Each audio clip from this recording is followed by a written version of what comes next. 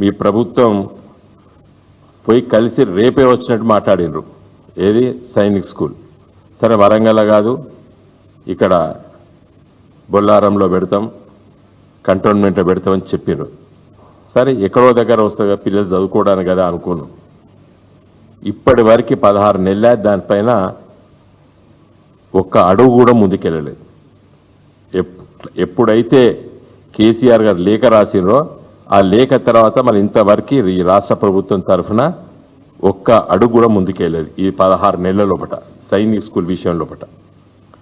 పైపెచ్చు ఏమైందంటే ఉన్నది పోయింది, ఆఖరికి ఇదివరకు ఉన్నటువంటి అవకాశాలు కూడా పోయినాయి మన పిల్లలకి.